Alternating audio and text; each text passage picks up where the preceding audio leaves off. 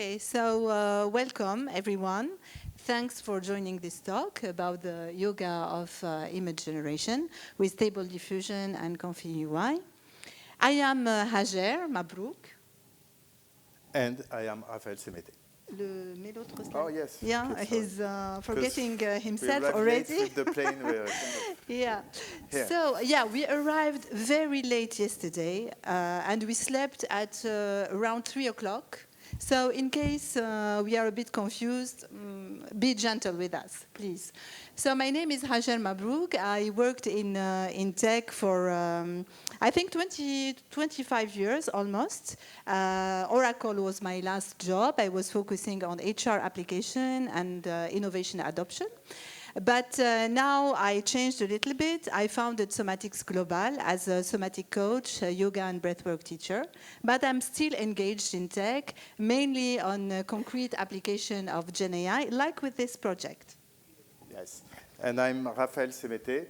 I'm also a certified yoga teacher. And I work for Worldline as head of developer relations, so I do tech advocacy.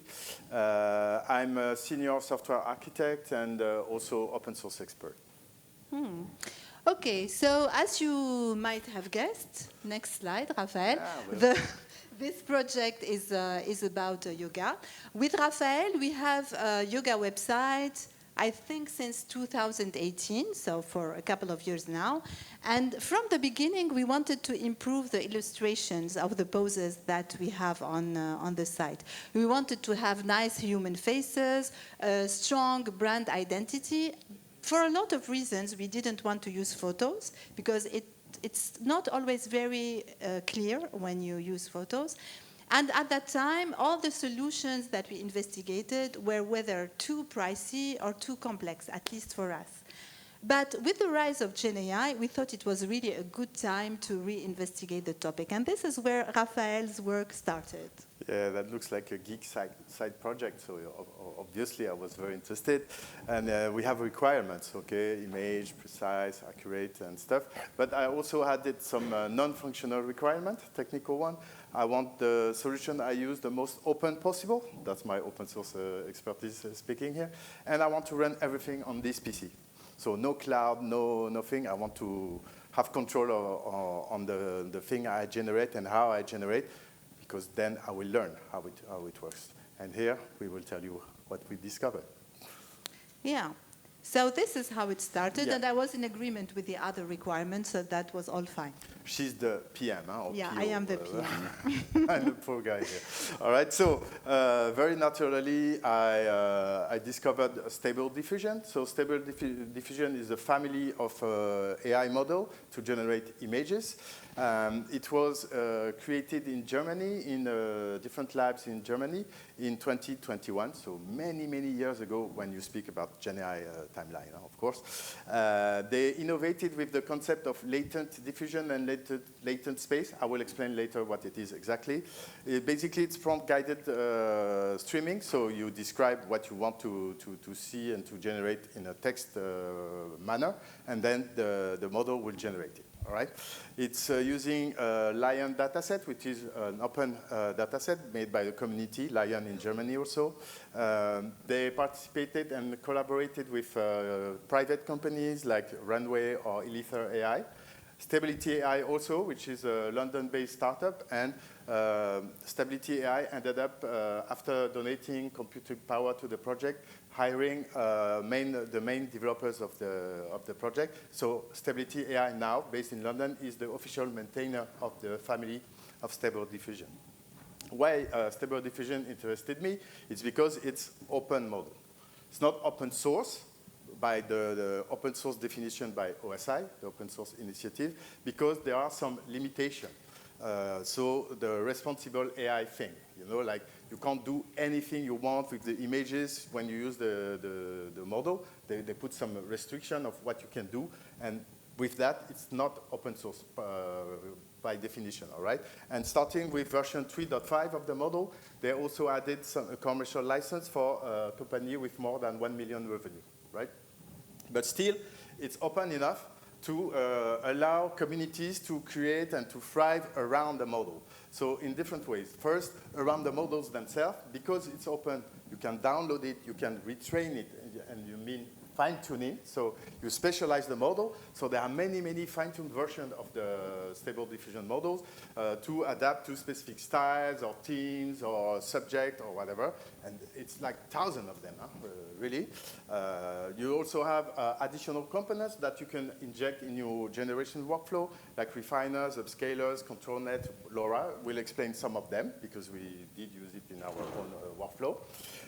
And you also have community building tools to ease to ease the use of Stable Diffusion when you want to do it locally, for instance, with a very interesting UI like automatic 1111 or ComfyUI, but also tools when you want to train and fine-tune your own version of a model also locally with Koya SS. And more generally, you also have a larger community that is really about sharing tutorials, prompt images, and all this creativity that is built around and with Stable Diffusion models, right? You even have some people who share their own GPU power, so they're computing, generating power through a distributed cluster. So it's called Stable Horde, and you can connect your own PC if you have a GPU and then share the computing power with others, right? So for the test, of course, I adopted Stable Diffusion. I downloaded a model, and I selected ComfyUI, which is, as I said, a UI in front of Stable Diffusion that you install. So everything is installed here on this PC. It's very nice, very easy to use, very intuitive. It's modular, and it's very customizable. It's under GPL v3 license, so it's completely open source. And this openness allowed the transformation of this tool into really a platform. Really, even if it's running on my PC, some people are also providing ComfyUI as a service, so in SaaS mode. Because of this openness, you have a lot of contribution from the community providing custom nodes, so extending the capacities of the workflow you can build with ComfyUI. So it's very powerful, and we'll see how it goes with that. So. Okay, yeah. Can we see, can we start? Okay, she doesn't care about the tech stuff. Yes, of course, yes, we can. So let's start with the simplest workflow ever. When you download ComfyUI, you download Stable Diffusion, and you start ComfyUI, you have a basic workflow. I want to generate an image of a woman doing yoga. Okay, basic, simple. So I recorded all the generation on this laptop. Why is it recorded? Because I respect the demo gods. That's the first reason. And then the more we go into the presentation, the more the generation take time. So to fit in the presentation, I had to accelerate some part of the generation, right? So here we are. So I guess you can't see very properly all the details, but it's not that important. Why I want to illustrate here, it's very graphical. You have boxes or nodes, and you interconnect them with links. Here I connect this node with this node. I have, in this node, in the green one, is the prompt, and I ask for, I don't know, you can't read anything, I guess. Can you? No. So I ask for a girl doing yoga in a park wearing a blue outfit, right? Here is the negative prompt. I ask for what I don't want to see, and is the node in charge of all the calculation. And we'll go into the details. Here you see the image appears step by step, so it emerges in 20 passes, in 20 steps, right? So now you see, at the end, it's finished. You see the progression here. Then it's decoded and displayed as a result output. So here you can see the image. Yes, it's a woman. She's in a park. She has a blue outfit. I ask for lotus pose. Yeah. It's not like exactly lotus pose. Okay, but she's cross-legged. That's a good start. Okay. Okay, so just to explain how Stable Diffusion works. We saw it's generated step by step. So it starts with a complete random noisy image. You know, like the image you see on your TV screen when you have the snow like that. So a random image.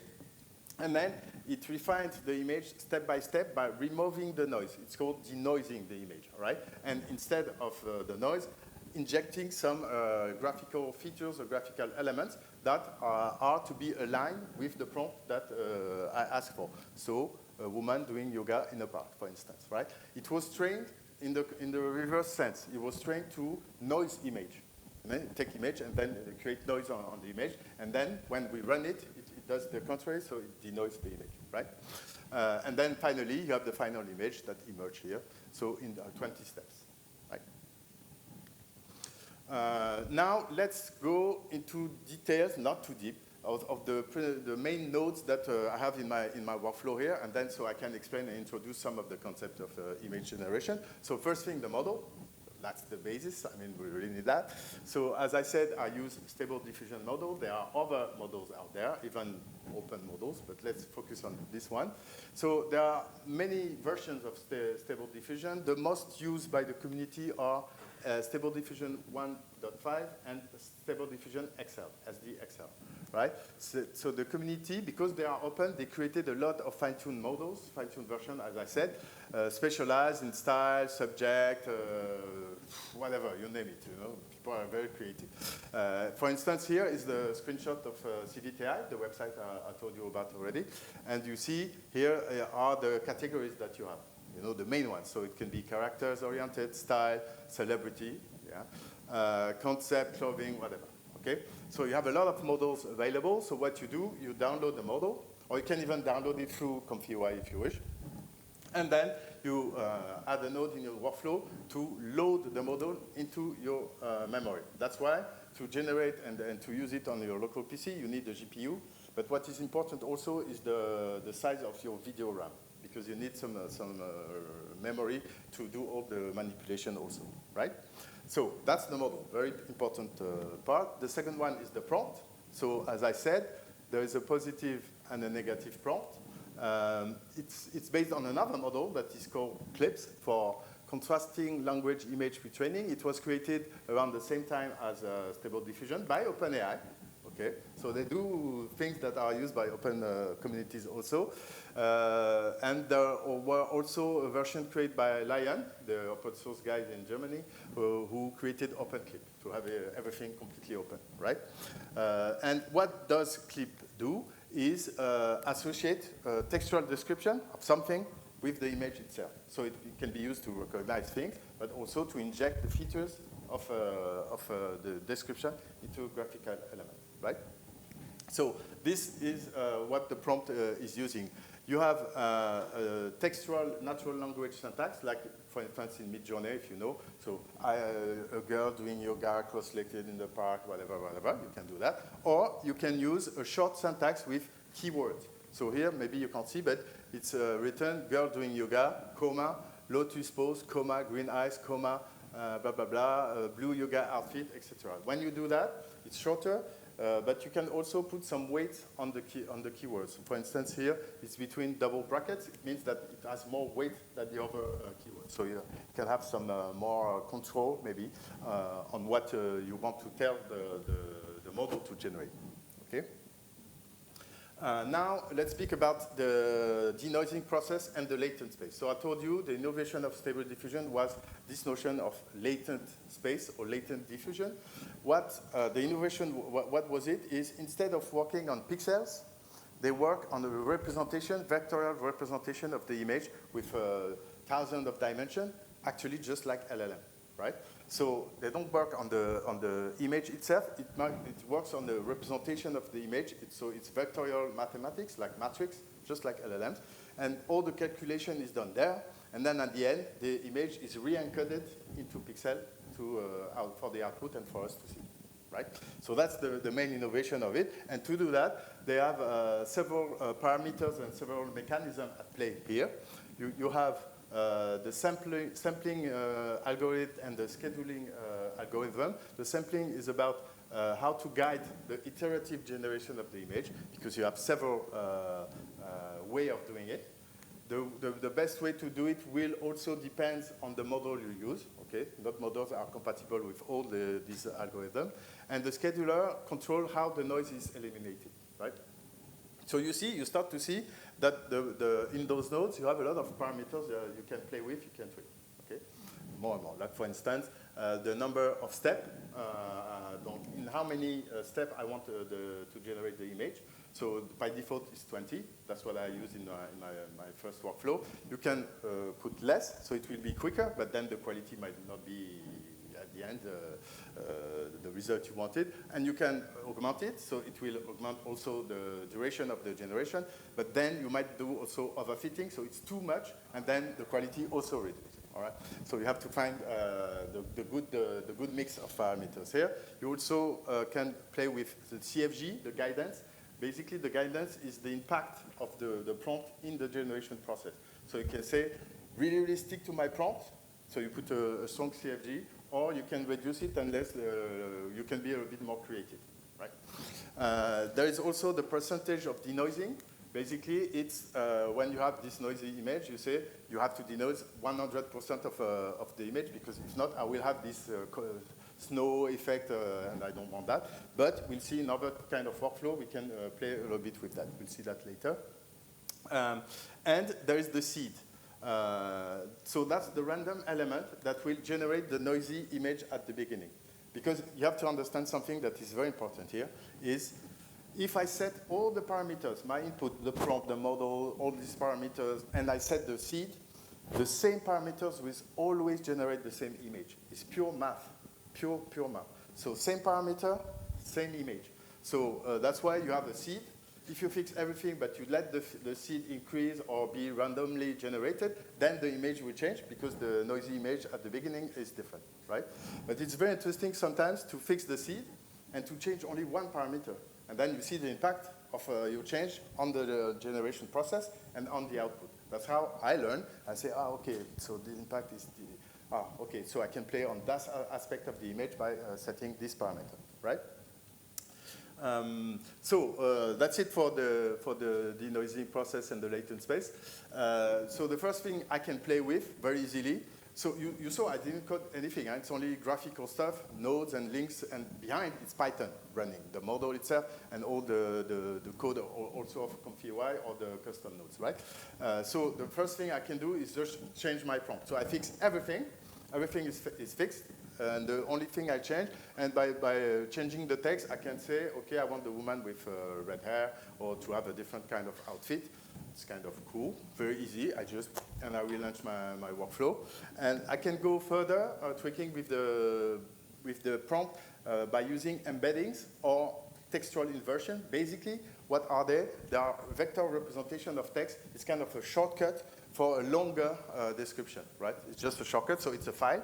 And the community is providing a lot of these shortcuts to provide you with the ability to change, for instance, the style or whatever the creator of the embeddings wanted to do, right? So you just have to use a special keyword in your prompt, and when ComfyUI detects this keyword, you say, okay, it will replace it with the long description, right? So very easy. It's very clear and easy to use, also to create, right? So let's see. I just want to because I talk too much now, some demo. So same workflow. I didn't change anything. I just changed that embeddings. You see, and then there's a list of the shortcut that I didn't install. I say I want fantasy style. Same stuff, but I want it to be fantasy style. So she's doing yoga, but she's in a fantasy universe. So you can see here the image start to emerge. For now it's accelerated, you see. Yes, and it was fantasy. Now it's another image, it was a vector art. And if you so I just changed the embeddings, and this is the variety I can have very easily with this embedding, like comics, Ghibli, because, okay, analog films, cyberpunk, digital art, and stuff. So I think it's quite cool, no? What do you think? I was so excited when I did At that time, he was so happy, but I was like, can you go back to the use case? Can you go back to the poses? Because when I see those images, it's true, let's be positive. It's generating images. But the lotus pose isn't a lotus pose. The tree pose, you know the tree pose, it's a bit like that, so nothing to do with it. There's a tree there. The camel pose is an oriental woman, so kind of cognitive bias. Shoulder stand, nothing to do with it. So I told Raphael, I think text to image is not enough. It's a good start, but it's not enough at all. Let's try something else. Yeah, okay. But Okay, so, all right, let's move to something else now. Okay, let's move to another kind of workflow we can do with ComfyUI is image to image. Basically, if you want to control the output, you have to give something more, maybe, as an input. And in addition to the text, you can add image as an input, right? So I say, okay, now, new workflow, let's generate an image of a woman doing yoga based on an existing image. So what I did is I update the workflow and I use an image of myself, but I still want a woman doing a yoga position, so figurine, whatever, right? So you can see here, the image is encoded into the vector space and sent to the generation process. And here I still have my prompt. I want a girl doing yoga with blue yoga outfit, etc., etc. Here I changed the denoising value, 50%, because if I put 100%, it's like I didn't give any image as an input. It will change everything. So here it is. Yeah, the pose is okay. Looking a little bit like me. Raphael, maybe, I don't know. So I just changed. I say, okay, 70% now. Change 70% of the pose. You can see here it's generating. That's okay. She has blue yoga outfit, but I don't know if you noticed, she turned her head. We are yoga teacher. Nah, wrong pose. It has to be aligned with your spine. It's not the pose we wanted, right? So basically, what we did here, because it was kind of quick, but just to explain, right? I use an input image as long with my prompt. So I keep my prompt. I want a woman, blue yoga outfit, blah, blah, blah, and use this image also as an input. So it's encoded into the latent space and sent to the generation process. And at the end, like in the first workflow, it will be decoded and outputted here, right? Okay, so we can play with the percentage of denoising. Here, 55% is there, 75% is not okay because the pose is not correct. Okay, you can also play with the CFG. So I say, okay, let's force the prompt. So the prompt is the default value of 8. I put 20, but you see, overfitting the quality. The pose is okay, but the quality is not good. Right? So. Yeah, so I was not happy at all with that. I'm less of a tech person than him, even though we were at the same engineering school, but you know, I worked in other stuff. So I was like, for my use case, I always say, in the innovation, you have the 3 U. It has to be useful, it has to be usable, and then it has to be used. Otherwise, it's not innovation. And for me, at that point, it was nice, but not usable at all. So I jumped in because I'm not that stupid at the end of the day. And I can search communities and websites. And I found the control nets. And from the beginning, I was convinced that was the good feature for us. What are the control nets? They are yet another neural network that can be a component in the workflow. And what it does is, instead of sending the image to the latent space, it sends some characteristics that are extracted from the image, like the depth or the color map or the edges, something like that. So I was a bit reckless, but I have to say that ComfyUI is very easy to use. So I took the same workflow that Raphael showed before and the same prompt. I just added the blue boxes with the control net, and each control net has to be associated with a preprocessor that is going to extract the characteristics. So here it's on the depth. So you are going to see the depth that is being extracted. Then this is sent to the control net and to the latent space. And based on that, with the same prompt, the same workflow, the image will be generated. And you can see the denoising. Yeah, I'm going to change the denoising a little bit in order to make her look a little bit more like Raphael. You will see that it will change. Yeah, so I'm very happy with the pose. And to test the stability and the quality, I changed a bit the prompt to make her blonde. And I also changed the denoising because I like to test, you know, the stability of the solution. And it's going to regenerate again. And she is becoming, hopefully, she's becoming blonde. But the pose is exactly the same. So at that point, I was quite happy with the control net. I told Raphael, I think I found the missing link, the missing node. As I said, ControlNet works with a couple of preprocessors, like the color map, the depth, other things.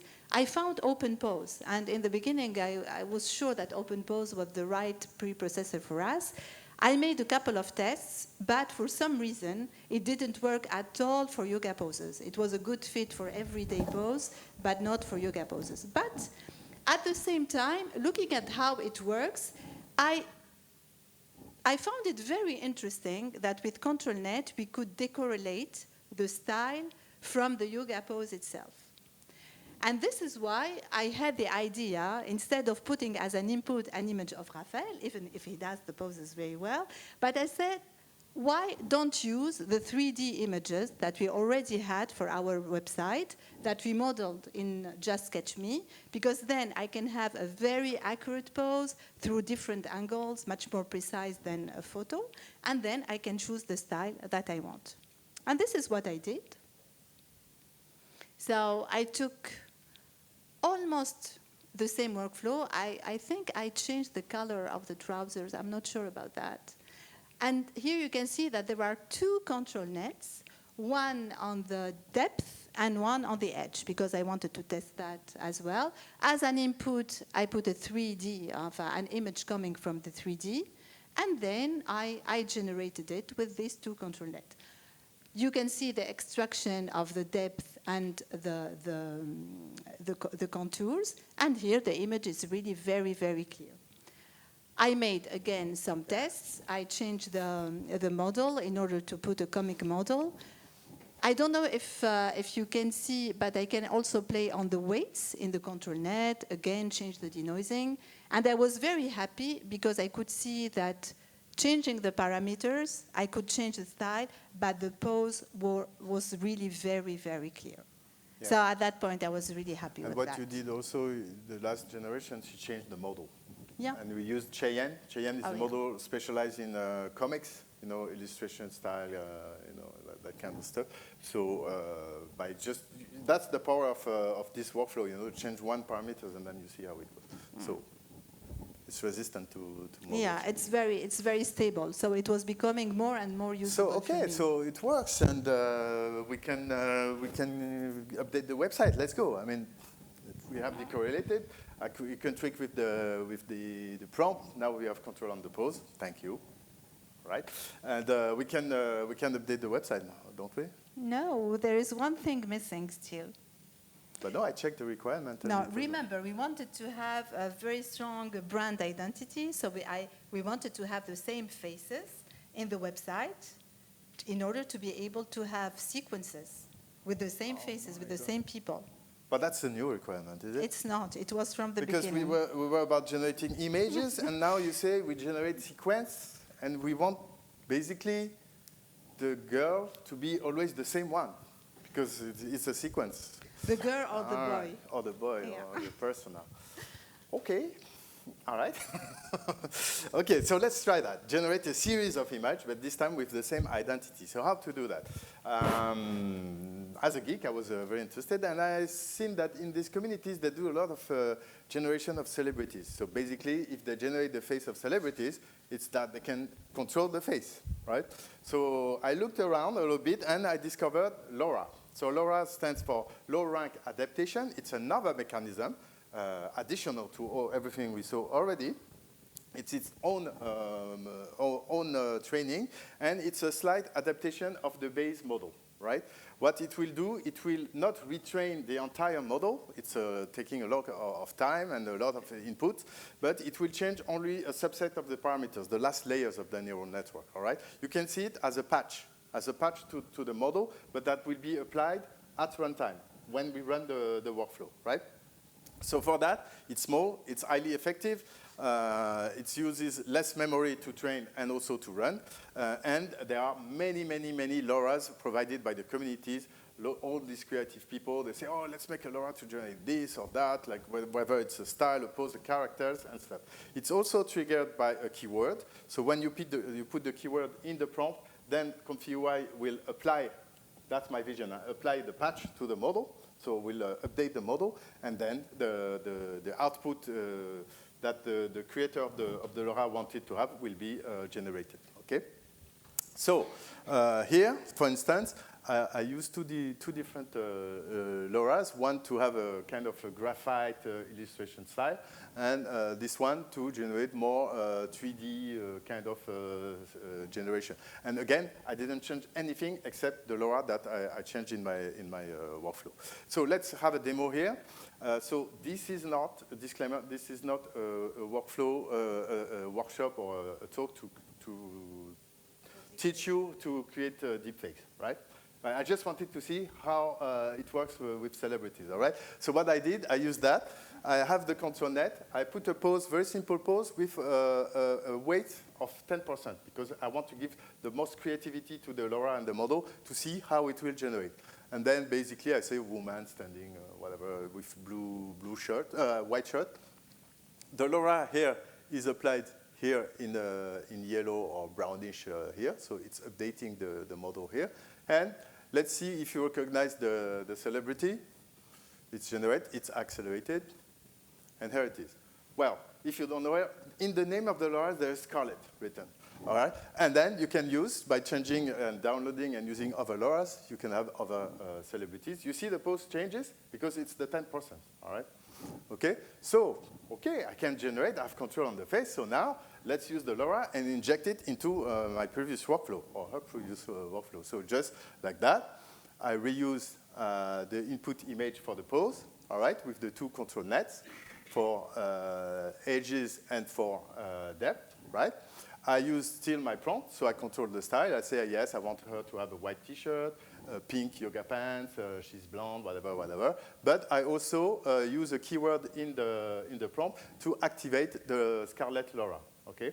And then you can play. The more components you add, the more parameters you have to play with, of course. So I can play with when it starts, when it stops in the generation process, how strong it is, and whatever. But at the end, yes, I can generate that kind of stuff. So basically, I'm happy because I decorated the face, I decorated also the pose, and I decorated the style, right? With the LoRa, the embeddings, and the prompt, and with the control net. So basically, by changing and playing with that, I can have many different styles, like this one. And obviously, I can now fulfill your quite new requirement, I have to be honest on that. This one, or this one. Sorry, I went too much. Yeah, that's a spoiler. So basically, yes, it might not look exactly like Scarlett, but that's not what I want.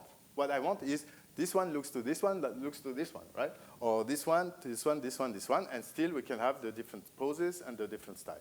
So here, job done. Requirement checked. Let's update the website. Let's go. It's getting better. What? It's getting better. But you know, I wanted something like, you know, my yoga teacher, Doug Keller. Since he's an American yoga teacher, and since many years, I think he paid a lot of money for that, he has always the images that looks like him. I want something like that looks like me or like you. Not exactly, because I want it to be nicer, but, yeah, inspired from our faces, please, The Raphael. requirement keep improving? Yeah, okay. go beyond. Okay, let's be agile, right? But there's a way not to do that, but because just to please Scarlett, you saw we can stack or chain the LoRa's also, just like a control net. So I could put 2 or 3 LoRa's and say that's 20% of Scarlett, then 10% of Ima, and another percent of another celebrity, and then it won't look like any celebrity. I want 30% of Hajer and maybe 20% of Raphael, but not... okay, so it means that we have to create our own LoRa. Okay, so challenge. So I did a first quick test. Yeah, she was not happy about the result. So it's with a technique that is called Dream Booth, right? It's based, I based the training on SDXL, and I injected 20 images of her into the training process. I made 2 epochs, so 2 complete round of training. And I use a Google Colab notebook, so I used Google infrastructure to do that. So it's not in my NFR, it's just a quick test I made. And it took 1.5 hours. And these are kind of the best images I could generate. Yeah. It looks like you, no? You can imagine that I was not happy at all with that. I said, okay, let's go back to Scarlett, maybe. Share your smile. And he was honestly, he was spending most of his time testing that. So I was really angry at him. And when I saw that, how can you dare show me this picture? Well, there is, I mean, you can guess it's me, but I think it's quite different. And the quality is not good at all. So, Okay. yeah. But go back to Scarlett or try something else. Anyway, that was the first attempt. My own NFR is to run everything locally. So I said, OK, now let's try something else and do it locally. So I used Koya SS. It's open source. It's local. I based the LoRa on Power Puffmix, which is just a fine-tuned version of SDXL, right? And I changed the strategy here. I injected less images, only 15, compared to the 28 here. But I did 20 epochs. I said maybe it was not trained enough, so I have to do a lot of epochs, right? And it took 3 hours and a half on my computer. And with embeddings in the prompt, I can generate that kind of image. Now she smiles. It looks nicer. I'm not sure it looks really like me, but at least the quality is usable. Okay. And it's inspired from my face. So I was almost happy. No I problem was with Scarlett.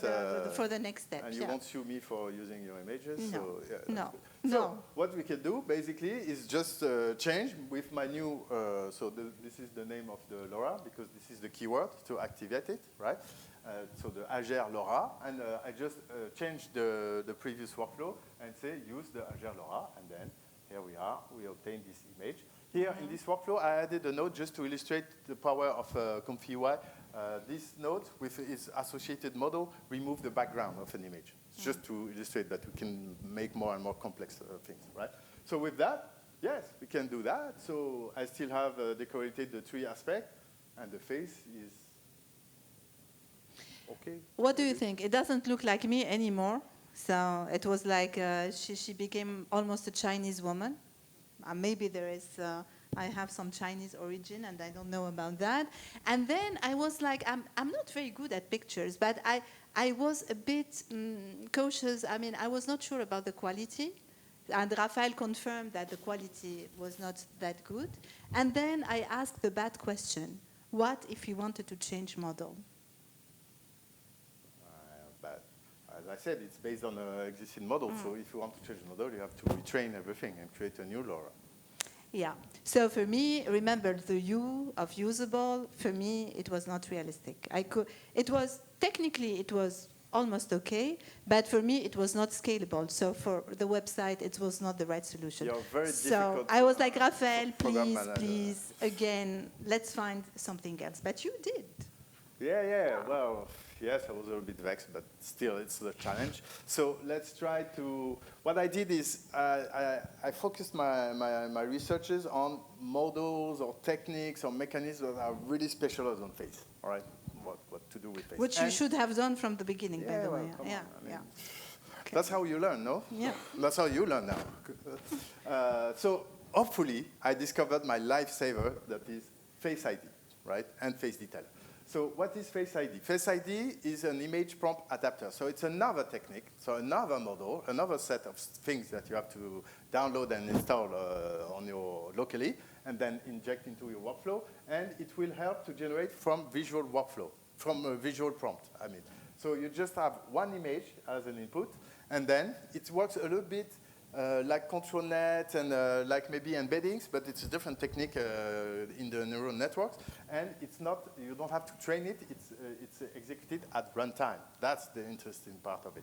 So it has its own pre-trained control network. It's an additional network. It's not the same as Stable Diffusion. And you can see, basically, it has a LoRa with one image at runtime. So perfect. So Face ID adapter is one specialized on facial recognition, and it has its own LoRa injected into it to improve facial consistency. So, okay. And while looking for mechanisms specialized on face recognition, I also discovered Face Detailer. The name was kind of interesting. That is specialized, so it's another model. So now you see you have several models running.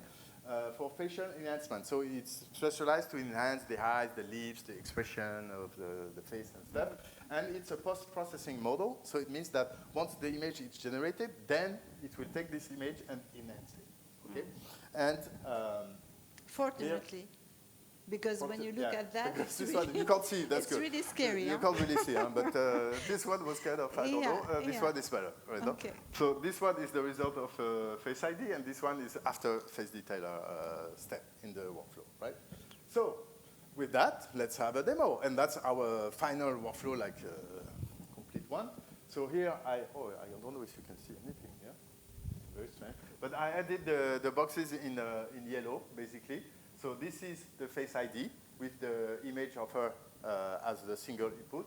And of course, I can play again with the strings, when does it start, when does it stop, stuff like that. So you see a lot of parameters, and it looks like a cockpit of a plane now. It's a little bit complex, let's say. I still have here the workflow. I use a LoRa because why not? I wanted to play with the style also. And here I have the control net.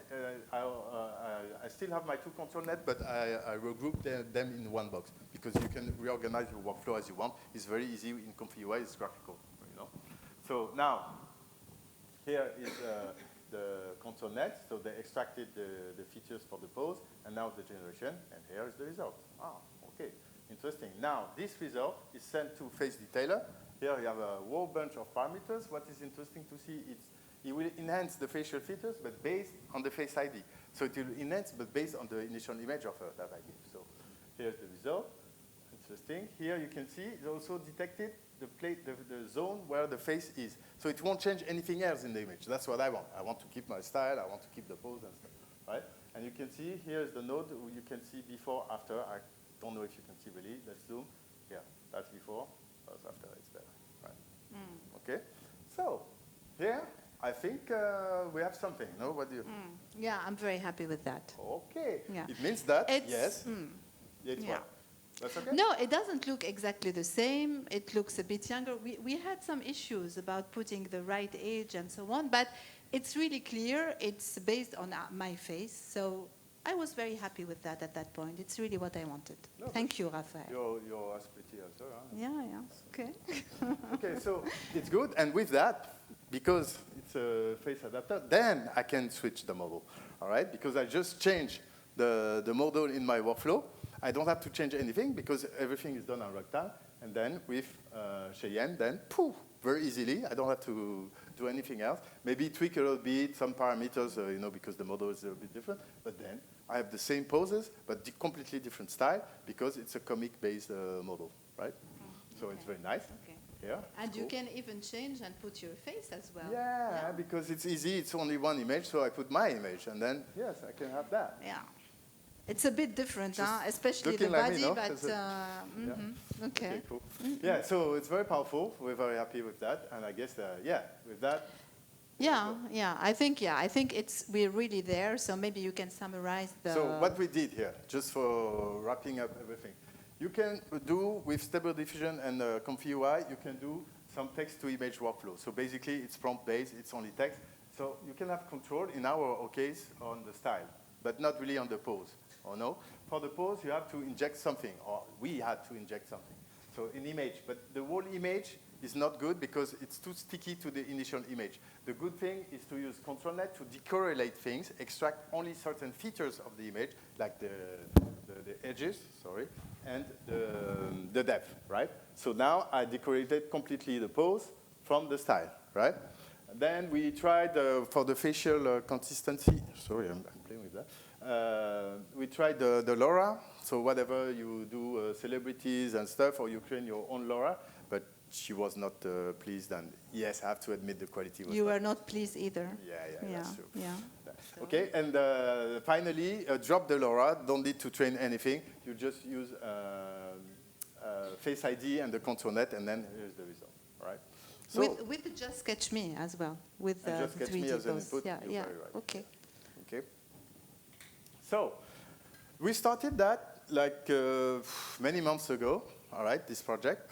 And in the meanwhile, I don't know if you heard about the buzz with OpenAI and ChatGPT and the Ghibli stuff, right? And I was like, now the SaaS solutions are keeping up, you know? So maybe I should try and check if my local workflow is still relevant, or should I move to this SaaS solution that I don't want to do? You know, I'm an open source guy. I don't want to run everything. But let's check. So I used GPT image 1. Basically, it's open ChatGPT you use with a prompt. So Ghibli, because why not? And OK, it's pretty easy to get style and facial coherence. But we are a yoga teacher. Poses, not good. Never do that. It's not good for your neck. Don't do that. It's not good for your ankle. And this is not correct, all right? So no, it's really not good. And basically, it's because we don't have access to all the parameters behind. I'm sure, we don't know, it's a black box, but I'm sure they're using the same kind of techniques as we did in our workflow, but it's behind the scenes, so you don't have access to the control net, you can tweak the stuff, so you don't really know.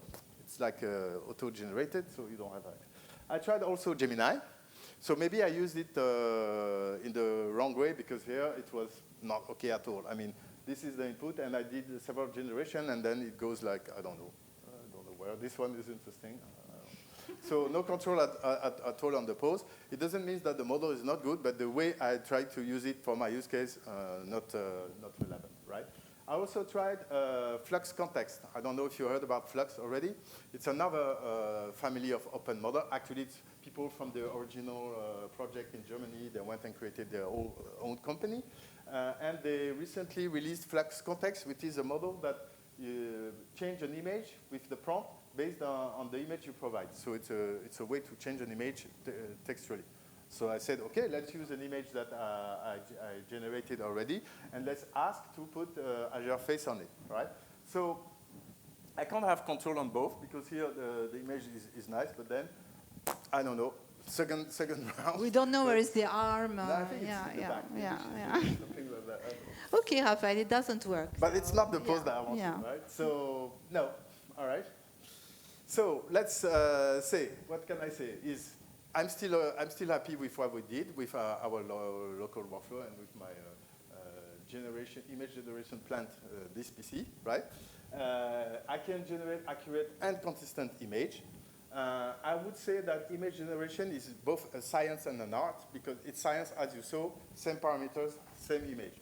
A lot of calculus, matrix calculation in the latent space and stuff, but then at the end you have workflow with parameters all over the place, and it's very difficult to apprehend everything. So the more you use it, you develop a sense of it, right? It's like artistic creation. You know, at the end I was, and I'm still able to say, she will say, don't change it. It will have too much impact on this one. So you develop this feeling, right? Yeah, I have to say he's very good at that. So, yeah, I was quite proud of him. Okay. And also there is the inclusivity. Yeah, inclusivity. Yeah. I mean, that's something that was not in the requirement, but it's very easy to deal with inclusivity when you have search workflow, because by playing with some of the parameters, adding a specific LoRa or embedding, you can then have a representation of different ethnical origin or body constitution or age very, very easily. And for our website, it might be interesting to inject. Maybe have a new requirement in the section. Okay, so as I said, our solution is useful because it's a real use case. It is usable, as I said before, and now it is used because we used it to illustrate one of our yoga sequences in Le Journal de Yoga, that is a French yoga journal where we publish, especially me, but we publish yoga sequences. And the next step would be for us to update the website, but we need to find the time to do that because it's a lot of work, and we want to take the opportunity to rewrite also the poses and the sequences. Yeah, that's why updating the website is the easy part. I'm looking for the next step, video, you know, because video, what it is, it's a succession of different images, basically. So I was like, okay, maybe we could try to generate the poses and then try to generate the movement between the poses, how possible it is. So I did a quick test. No, not quick. I did a test, still with ComfyUI, but this time I use One. So One is an open model from Alibaba, so video generation, and still locally on my PC, so it took quite a long time. And what I gave 3 frames, 3 images, so 3 poses generated by the previous workflow. And here's the result I got after many hours of generation. Yeah, she knows. She's happy. You know. You say so? Yeah. Yeah. So if you want to see the details, I have a QR code here. I made a very short tutorial on how to do that. Okay. With one and also with Kling AI, I guess, on the SaaS solution. Yeah. So it's early time, but it's very promising. So maybe next year. Yeah, I'm very excited about that. Okay, so I wanted to conclude with a sentence from the Yoga Sutras of Patanjali. I don't know if some of you know about this book. It's one of the main books of yoga, where it says that the pose, the yoga pose, should be stable, like Stable Diffusion, and comfortable, like ComfyUI. I mean, I don't know if it was made on purpose. It's a bit mind-blowing when we discovered that.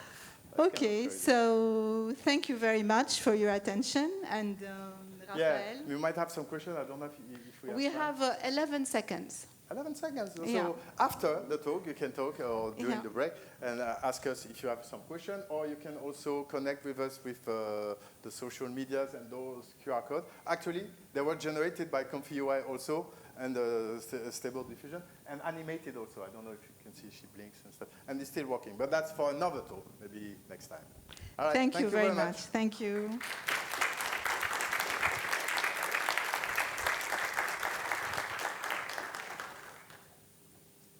So you do have time for take some questions?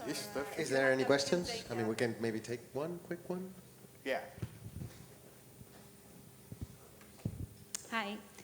Before doing the test with the video, did you try to generate several images at the same time? Like, I want these 7 poses, and I generate all of them at the same time. That was my initial idea. But actually, there are models that are doing that. But I think that if we deep dive and we try to control, because you see, she knows it's cool, but maybe it's not what I want. So that's the model, the one model who decided that she had to know.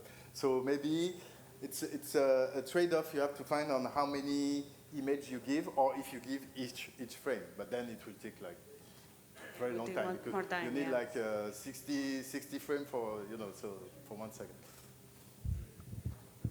I think we are on time, so yeah, thank you very much. All right, thank you very much. I hope